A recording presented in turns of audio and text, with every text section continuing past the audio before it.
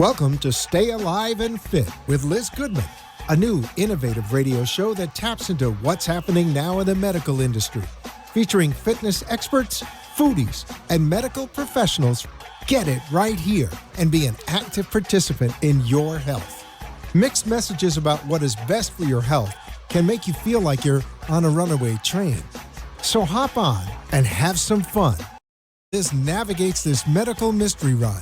Call 888-565-1470 and ask Liz, your source for the latest medical technology and long life advice. All aboard. Here's Liz Goodman. There you go.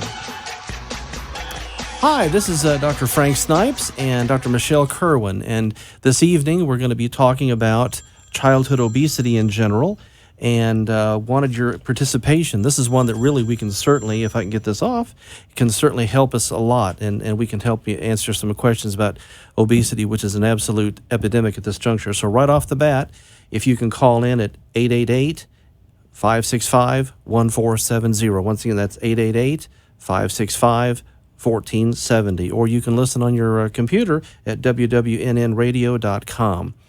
So to first start out, basically, like I say, we're going to talk about obesity and how it relates to everything: diabetes, hypertension, arthritis, and so on. And we have the luxury of having a pediatrician here who I respect highly, and I admire her opinions, and it's Dr. Michelle Kerwin. We work together at the Center for Family and Child Enrichment in Miami Gardens, and that is at 1825 Northwest 167th Street in Miami Gardens. And the telephone number there to call for both the internal medicine clinic as well as the pediatric clinic is 305-474-1800. Okay, and so basically that would get to hold of pediatrics as well as internal medicine. So to start off with, basically just I'll introduce again and get Dr. Kerwin's opinion here. I know she's really in tune to this. And what is your passion on childhood obesity? You see this a lot. You see this as it relates to adolescence and... Yes, I've just seen such an increase in the years that I've been practicing. I've been a pediatrician been studying medicine since 2000, and or practicing medicine, I should say, since 2000. And I've just seen incredible increases over the years in the rates of obesity. But what has been more alarming to me is the young children that are developing high cholesterol and high triglycerides, even like 4, 5, 6-year-olds with really? high That cholesterol. low? Yeah, I've seen not a whole lot, but yes, we're seeing high cholesterol and triglycerides in these younger children, as well as type 2 diabetes, which we used to mostly see in adults. Now we're seeing that In younger disease in individuals. younger individuals. And it's just, scary to me. And I guess the part that, that drives me is that, one, it's preventable. It's entirely It is. preventable with education and also help getting to the places and the things that the healthy foods and the activity that they need to get, that people need to get to. The other reason that I sort of, it's a passion of mine, is because we're seeing it more in minority communities.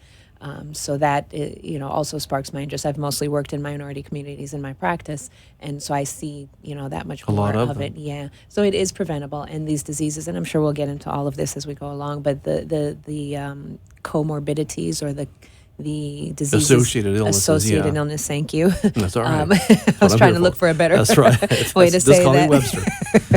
Okay. These are preventable things, and these are killing people earlier than they should, be dying. And I'm talking about adults, not children. But the children grow up to be the obese adult who develops the hypertension, the diabetes, and then the side effects of those illnesses. And it does decrease length You of do, life. and I want to get into that very much. So Liz, I think, is on the line. Okay. She's out of town this week, and she's going to call in. And hello, Liz. Hey, hi, guys. Can you hear me okay? I Yeah. keep on being told it's a bad connection. Absolutely, no problem. I can hear you well.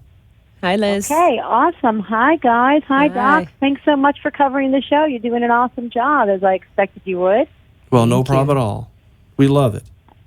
I wanted to thank my listeners again for tuning in to Stay Alive and Fit with Liz Goodman. And tonight's guests, as you already know, are Dr. Frank Snipes and Dr. Michelle Kerwin. We may have lost her then, huh? Oh, I'm sorry. Well, if she cuts back in, we'll splice her back in there.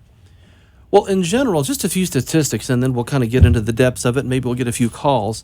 Roughly about 35% of adults are obese, which is a lot. That's tremendous. It's almost become a cultural norm. It's almost become sort of the new norm to be overweight. Yes, absolutely. In fact, it's interesting. If you look at old movies in the 60s and in the 70s, people are extremely thin. And it's just like, well, we've just accepted that it's just the norm to be overweight, maybe just a little plump.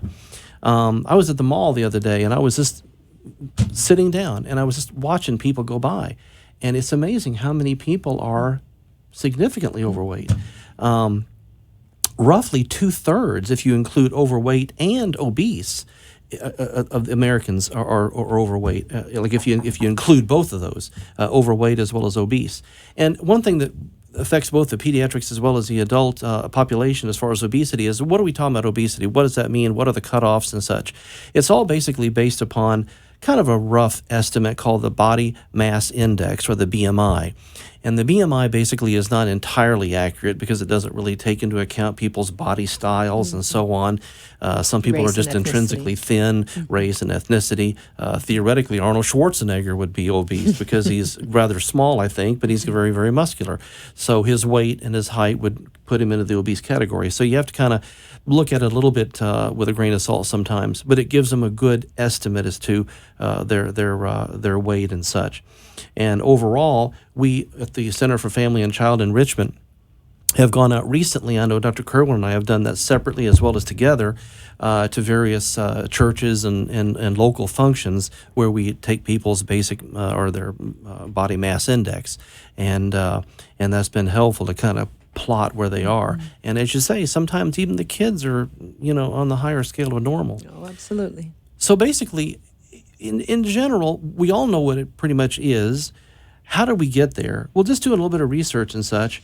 One of the things that I've noticed, if you go to any restaurant, is that the portions are humongous. When I was growing up, I'm 58 years old. When I was growing up, it was the proportions were smaller. And we've gotten to a point where it's just massive. And in fact, to be honest with you, my fiance and myself have been sharing, splitting meals when we go out to dinner. And we're full at the end of it, much less eating a full meal and then having all that. So anyway, the proportions are bigger. We tend to eat fast foods. And I was looking at a statistic here that about 11% of the average American eats fast food at some point. And we all have to sometimes because you're in a rush, or we're all running around and have to. But that's a significant factor. And then certainly stress, inactivity. Stress can be a big one. It increases cortisol levels, which is a stress hormone, and that can certainly increase. And so I'll interrupt myself again. Liz is back. We had a bad connection. Hello, Liz. Hi, guys. I'm so sorry. I'm not sure where I dropped out, but that's, technology these days. Oh, I tell you, it's better to get a wax string and a Dixie cup like we used to when we were kids. I did. I used to have a neighbor across the street from me, backyard neighbor, and we were kids. I was like 10 years old, and she'd have a cup to her ear. I'd have a cup to my ear in our houses, in our bedrooms, and we'd have a string across and talk to each other after our parents went to bed. Well, that was the beginning of the NSA. That was the beginning of the NSA, I suppose. So there you go. It's impressive. So I did tune out of the conversation, but I did want to make a point. First, I wanted to just thank my listeners for tuning in to Stay Alive and Fit, and if they want to email questions, they can email to liz@stayaliveandfit.com. anytime, and I will be back next week. Excuse me. And I want to thank you guys. I don't know if they came across before, but I know the topic is obesity. And one of the questions and things that I want to discuss this evening is you have children like mine that are being sort of shuffled back and forth between parents. And therefore, their eating is going to be different at different parents' homes. There's not necessarily a consistent eating or regime or just rules. You're right. Like my kids go to their dads and they go, well, we're at Daddy's and there's no rules here, Mommy. I go, great, wonderful. And they're eating bed dinner at 10 o'clock at night and they come home 10 pounds heavier than when they go there. Nothing but gummy bears. It's very, very frustrating for a parent who has their child on a regular eating program. I think we lost her again. But I'll actually piggyback on that because I do see that quite a bit in my families where the parents are divorced or separated or what have you. Also, I see that with grandparents versus parents. Ah, that'd be another one, And, I try to take the time to speak to that parent or that grandparent who is the problem, so to speak. That often doesn't work. The parents really have to be on the same page in parenting children. They have to be on the same page in terms of discipline, in terms of eating, in terms of, morals, behaviors, values, everything in the child's life. And you quite often get them on different pages, especially if there's a divorce or a separation. And then you get grandparents who want to spoil the kids. Right. They can stuff them with candy and have them bouncing off the wall and send them back home to mommy and daddy and be the great grandparent that the child loves.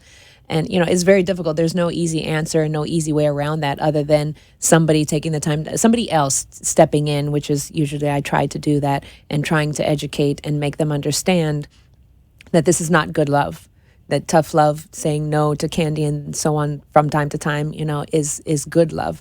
And parents just don't get it. I find today's parents more and more want to spoil their children, and nothing is too good for my child. And and I mean, I'm not saying the kid has to eat, bananas and grapes and kale leaves salad all day, yeah. but, treats here and there are fine, but it can't be especially when you're having an issue with high cholesterol, triglycerides, obesity or what have you.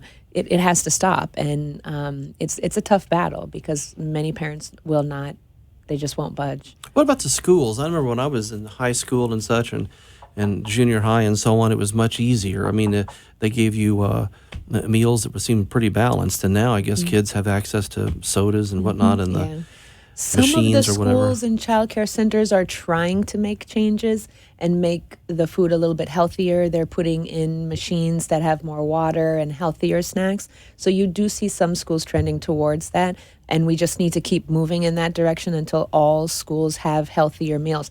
Some schools will have healthier options, so the child can get the piece of pizza or they can get the salad. But you're talking about a 10-year-old, a 12-year-old, Right. a teenager. Who is really going to choose the salad when there's a nice burger or pizza or something sitting there that tastes so much better?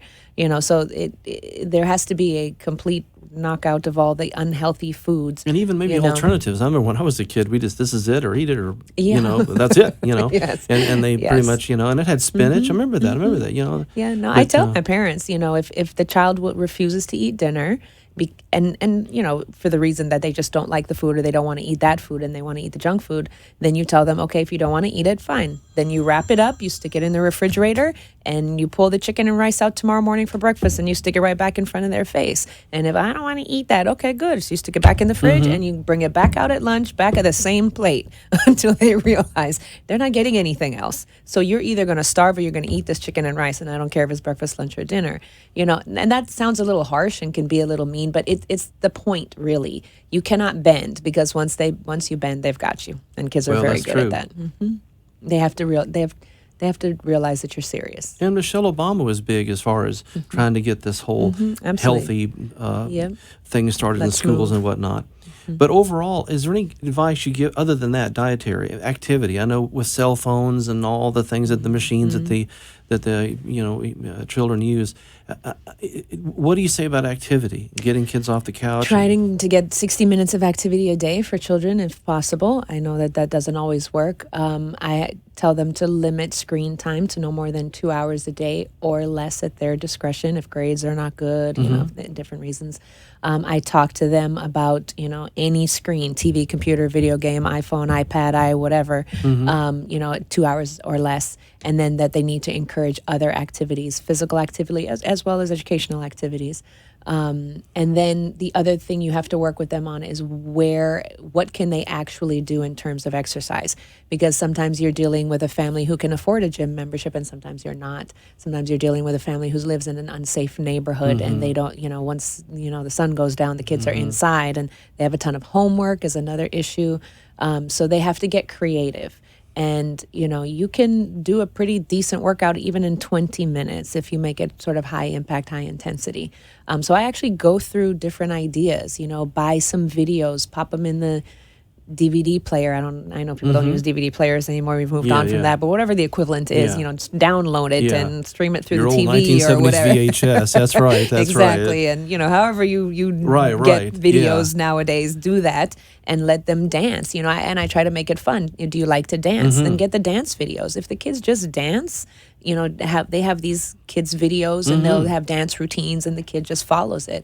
anything like that. And really, if they take a break from homework, if they have that much homework, take a 20, 30-minute break and do the exercise. They'll actually feel better into going back to finishing their homework and so on. And there's a lot of just, get a couple pound weights, and or you can do squats, push-ups, sit-ups, jump rope. There's a lot that you can do inside of the house as well. I remember when I was growing up, I keep saying when I was growing up, but it's true. Kids used to play out in the yard. They used to ride bicycles. We were creative. We were creative. My parents really never knew where I was. I could have been in Indiana and they wouldn't have known, as long as we came home at night. Exactly. So the gist of it is, we rode bicycles. We threw mud pies at each other. We were doing things. We were very active. Extremely active. And very skinny. And that was in the 60s and 70s. Very and so and it really was. So some of now that we've talked about that, what are the things that you see, like diabetes? Do you see joint problems in children? What are some of the manifestations of this? Joint problems, definitely. Sleep apnea. Definitely high blood pressure, high blood pressure in some of the older children, not so much in the middle school age, but some teenagers are having high blood pressure. I'm seeing diabetes type 2, as I mentioned earlier, increased asthma. At earlier age groups. Earlier age groups, yes. We're seeing liver, the effects on the liver. The fatty liver. We're seeing you get increased liver fat enzymes, in the liver from obesity as well. Breathing problems.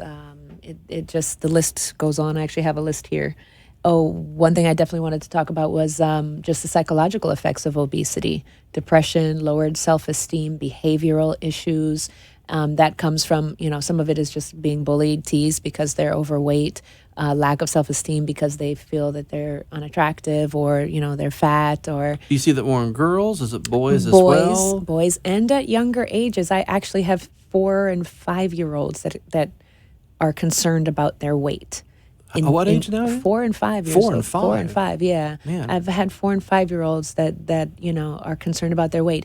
Even some normal weight children that at 4 and 5 are afraid to get fat, which is very different. I don't ever remember a 4-year-old that was worried about their size, So it just speaks volumes as, to those children that are obese and are being picked on, and the normal weight children might see that and no, I don't want to be that, and they know that there's a negative thing to being obese. And even just the way the media bombards us with the perfect ideal body is this Barbie doll. Exactly. And children are picking up on that, and that's another show, but a lot of psychological effects from obesity as well. Well, and that spins into the adult age as well. And as an adult physician, internal medicine, you see this with even arthritis. People get, it tends to cause inflammation and causes just increased weight, just having a harder time walking and ambulating and getting out of chairs and so on and so forth. Sleep apnea is one thing that we both see. I didn't know you saw it as much in pediatrics, to be honest, but in adult medicine, when people do get overweight, they tend to have more tissue around the larynx and the windpipe as such, and they have more difficulty sometimes with that encroaching upon their airway when they sleep at night.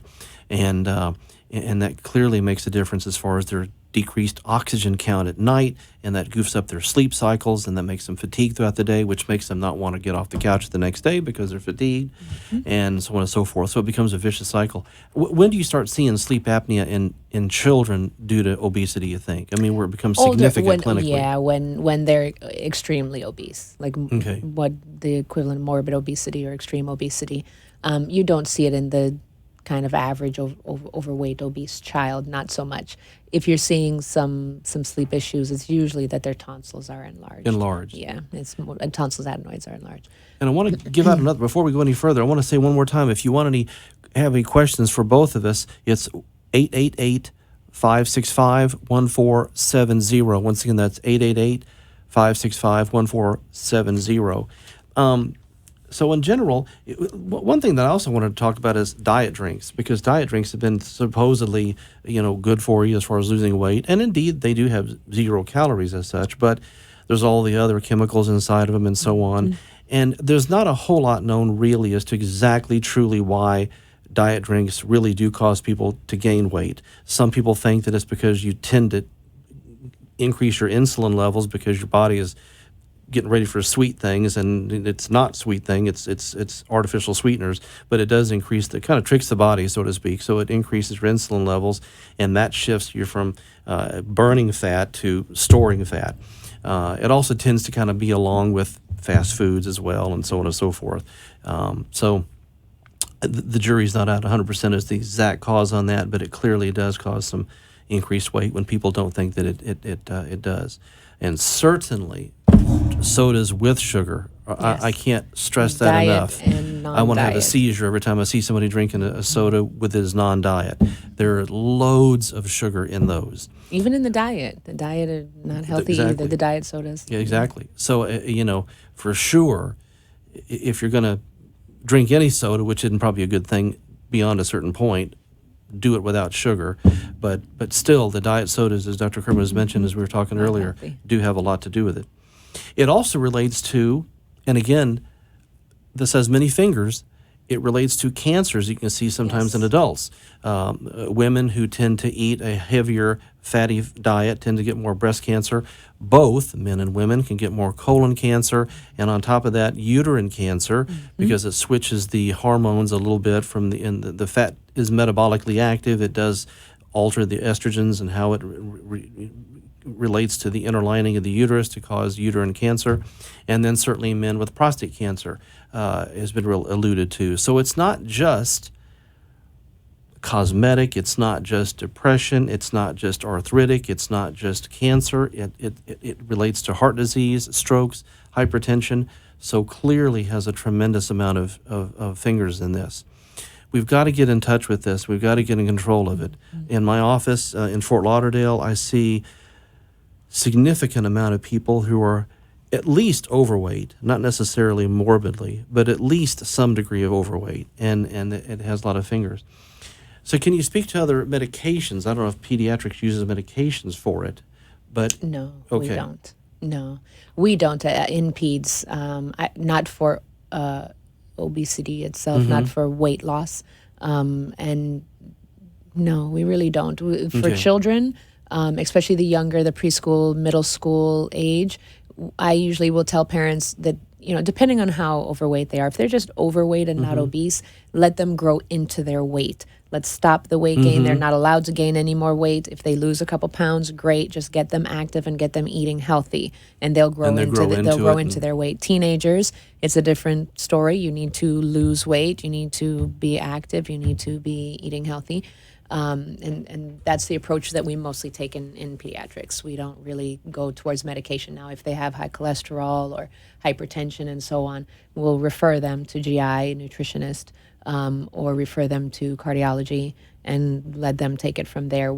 I don't have a lot of patients that get put on medication. My older teenagers on very rare occasions. occasions. So in the younger and even in the older population, if you just get into shape, or just become more active and eating more healthy, you often can avoid or come off of medications.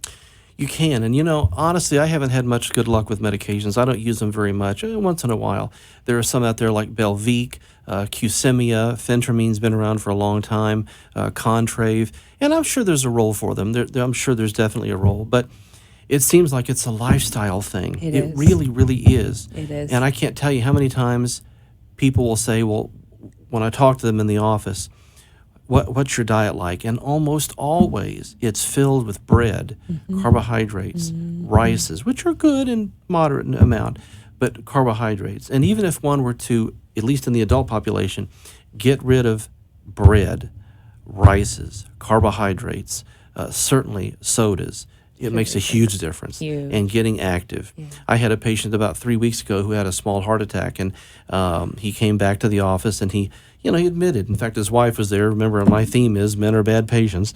So his wife was there, and she said, nah, he really does eat terrible. He eats fast food and and eats what he wants to and all. So clearly it makes a huge difference. I always tell patients and parents that this is a marathon. It's not a sprint. This is a lifestyle change. It's not a diet. This is the whole family has to be on board. Even the skinny child, the heavy child, the parents, it doesn't matter. Everybody has to be eating healthy and getting exercise. And when it comes to food, what I recommend generally for food is fruits, vegetables, lean meats, water, not, drink avoid the drinks with sugar in them because that can cause a lot of weight gain. And one thing that sort of brought it home for me when I was told this, and I tell my families, is if it didn't come into the world that way, then it's probably not healthy. Fruits come in that way, vegetables come in that way, Salad, meat comes in that way. lettuce, that sort of But thing. something in a box was manufactured, bread was manufactured, candies were manufactured, soda was manufactured. It didn't come into the world that way. An orange that you juice, it came into the world like that. That is going to be your healthier option. So try to eat things that are in its natural state more so than things that are created by man. Well, good. And with that in mind, I think we're getting close to the end of the road. I want to thank basically Dr. Kerwin. And basically, I'm sorry we lost a connection there with Liz a couple times. But overall, again, we're from the Center for Family and Child Enrichment. Our telephone number there is 305-474-1800.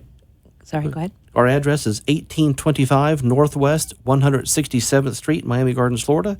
33056. Go And right I just ahead. wanted to add that we do have a nutritionist on board at CFCE. She has Good. an excellent program, a weight loss, diabetes prevention program, and we're adding a fitness trainer as well. We are. Perfect. Well, I need to do that. Awesome. Thank you so much, and look forward to hearing you in the near future. Thank you.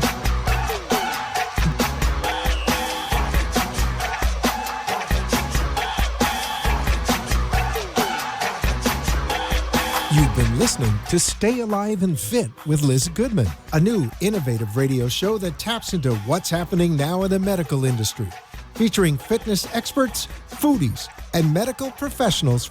Get it right here and be an active participant in your health. Mixed messages about what is best for your health can make you feel like you're on a runaway train. Get ready to hop aboard again next time for Stay Alive and Fit with Liz Goodman. The opinions expressed on the preceding sponsored program were strictly those of its hosts, guests, and callers, and not necessarily those of this station, its